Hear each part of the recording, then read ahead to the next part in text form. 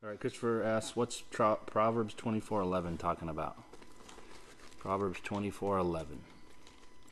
I don't know. I don't have that memorized. Proverbs 24:11 says, "Deliver those who are drawn toward death and hold back those stumbling to the slaughter." If you say, "Surely we did not know this," this is verse 12. Does not he who weighs the heart consider it? He who keeps your soul, does he not know it? And will he not render to each man according to his deeds? Let me.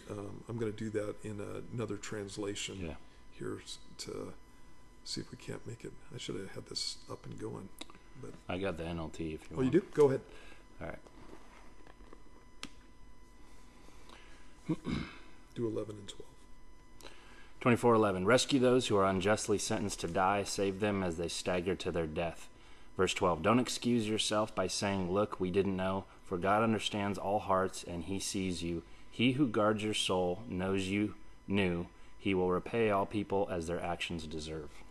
Yeah. The NLT is probably getting a little bit more specific in that passage. Those who are condemned to die or sentenced to Unjustly sentenced to die. Unjustly sentenced to die. That sounds like an interpretive type of thing. Again, I'd have to go through and I'd have to look at the language specifically to find out what's there. But usually, NLT is a paraphrase. And when I'm usually doing my study, I do it out of translation, a word-for-word translation, like the King James Version. And so two applications of that. People who are drawn to death, drawn toward death, hold back those stumbling to the slaughter. That's the idea of I do have a responsibility to the people who are around me. And so, for example, I know a number of people who are stumbling to the slaughter. And that can be because of the fact that they don't know the Lord, and so there's a whole spiritual aspect to that, or literally because they're involved in drugs, they're involved in alcohol, they're involved in gang situations, they're involved in a lifestyle that's going to destroy them. And you don't just look at those people and go, whatever, it's their life. They get to pick it. We're supposed to be people who have compassion on those who are around us. And so I think that's that. I think that ultimately it can be used, obviously, in the context of evangelism. I need to be somebody who cares about the people who are around me, and literally everybody on this planet that does not know Jesus, that's a description of them.